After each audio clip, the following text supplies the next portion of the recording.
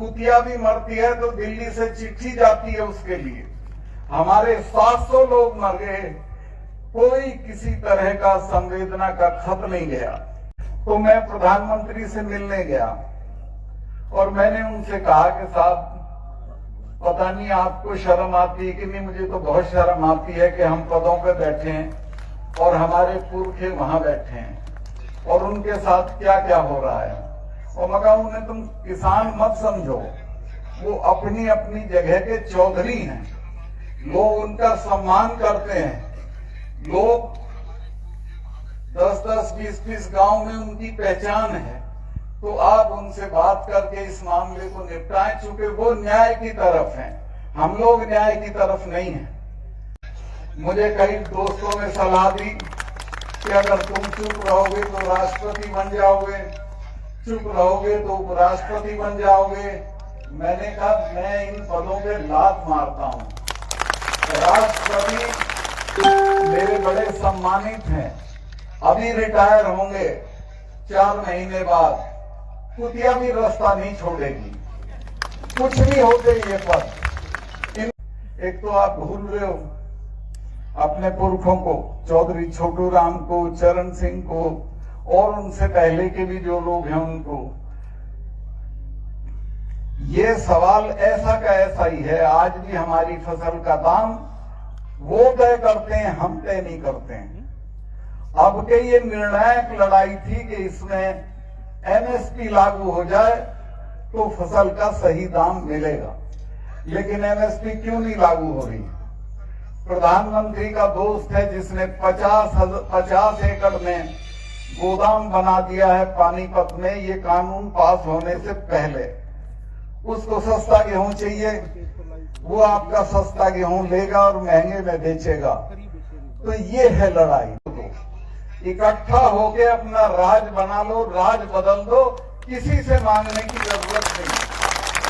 Governorship का मेरा 6 महीने 7 महीने बचा है, इसके खत्म होते ही पूरे उत्तर भारत में घूम के किसानों को कहूंगा कि एक हो जाओ, इकट्ठे हो जाओ और दिल्ली पे अपना राज बनाओ।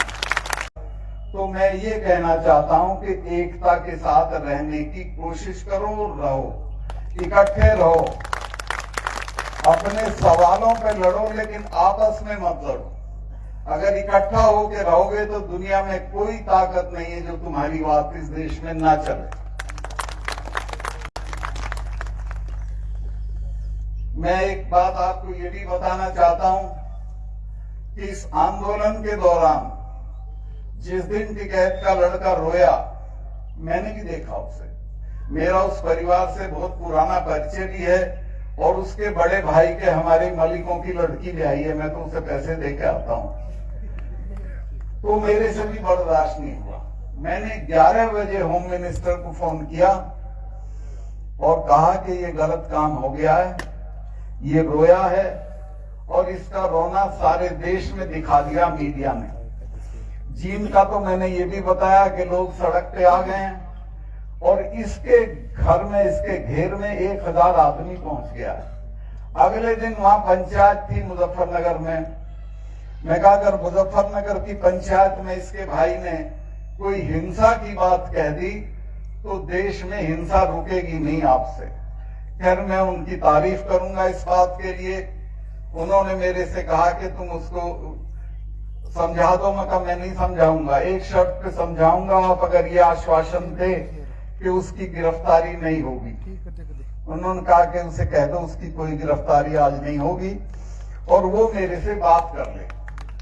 मैंने उसे कहा, उसने इनको फोन किया, ये लाइन पे थे और इन्होंने कहा कि ठीक है, कोई गिरफ्तारी नहीं होगी, तुम अपने भाई को कह देना कि हिंसा की कोई कॉल कल की पंचायत में ना दे। उसने कहा ठीक है जी, मैं कह दूंगा। तो इस तरह टिकैत की गिरफ्तारी रुक गई और आज तक बाहर घूम रहा, तो बड़ा नेता हो गया। खैर, जब मैं गया प्रधानमंत्री जी से मिलने तो बहुत नक्शेबाजी में थे। मैं उनका सम्मान करता हूं, कोई बात ऐसी नहीं कहूंगा कि जिससे ये अखबार वाले ले उड़े। तो मैंने उन्हें कहा कि आप गलत फहमी में मत रहना, ये जो सिख हैं ये उठने वाले नहीं है, पहले आप जाओगे बाद में जाएंगे।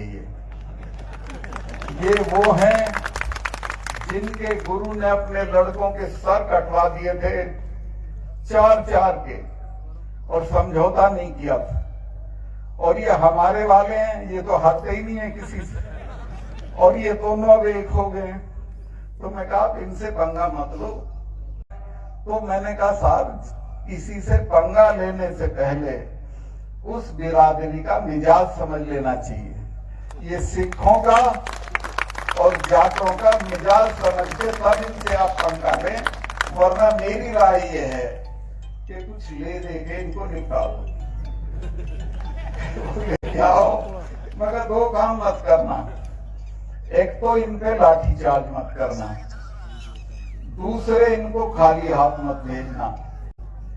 फिर जब वो लाल किला हुआ तो एक किसान यूनियन के नेता भी डर गए कि पता नहीं क्या बड़ा अपराध हो गया, और ऐसा पूरे देश के अखबार और मीडिया में आया कि जैसे देशद्रोह का काम हो गया हो। कहाँ झंडा फहरा दिया था भाई, वहां तो नहीं फहराया था जहाँ प्रधानमंत्री फहराता है। एक खंबा खड़ा था, उस पे एक लड़के ने झंडा चढ़ा दिया। मैं एक बात पूछना चाहता हूं, मैं अगर किसान आंदोलन का नेता होता तो मैं यही बात कहता कि ये बताओ इस लाल किले पे किसका हक सबसे ज्यादा है। जिन सिखों के गुरु की तेग बहादुर की गर्दन काटी गई हो लाल किले के बाहर, उसके बच्चों का ज्यादा है या और लोगों का ज्यादा है? ठीक है। और इस लाल किले पे उनका, हमारे तो गीत नहीं गाए जाते लाल किले के बिना। भरतपुर माने लाल किला, भरतपुर 3-3 बार लाल किले पे चढ़ के आया, तो हमारा अधिकार है झंडा फहराने का, किसी दूसरे का है। और एक जानकारी आपको और दे देता हूं मैं, और वो ये है कि हमारे गीतों में, हमारी कहानियों में, हमारे किस्सों में लाल किला ही लाल किला रहता है जब से हमने वोट संभाला है। और बड़ी बात तो ये है कि 2 साल बाद चुनाव है। इकट्ठा होकर अगर वोट कर दोगे तो ये सब दिल्ली से भाग जाएंगे, किसानों का राज होगा, किसी से कुछ मांगने की जरूरत नहीं होगी। मैं पश्चिमी यूपी का बता रहा हूं, जहां मैं घूमा हूं इस सवाल को लेके। इसी गांव में कोई मिनिस्टर घुस नहीं पाया। लोगों ने कहा कि हमारे यही मताजी हो। हम जब धरने पे बैठे थे तब कहां थे तुम? स्मृति ईरानी को तो कई किलोमीटर दौड़ाया उसकी गाड़ी। और ये जो हमारी खापें हैं, इनको बड़ा बदनाम करते हैं अखबार के लोग। ये हमारी ताकत है। औरंगजेब से लेके बहादुर शाह जफर तक सबकी चिट्ठियां मौजूद हैं हमारी। हाँ, सौरम खाप मुजफ्फरनगर में सबने हमें आजादी दे रखी थी कि अपने फैसले ये खुद करेंगे। और हमारा जो मलिकों वाला टाइटल है, ये बादशाह ने दिया था इसलिए कि ये अपना जो फैसले हैं वो अदालत में नहीं खुद करेंगे और वो फैसला माना जाएगा। तो ये खाप हैं, इनकी ताकत बढ़ाओ, इनके चौधरियों का सम्मान करो और आपस में इकट्ठा रहो। मैं आप लोगों से ये जरूर कह के जा रहा हूं, ये आश्वस्त करके जाता हूं कि इन खापों का जो खाप यहाँ आई 100 की 100, कभी इन पे कोई संकट पड़े तो मुझे याद कर लेना, मैं आपके लिए हाजिर हो जाऊंगा। बहुत बहुत धन्यवाद। राम राम।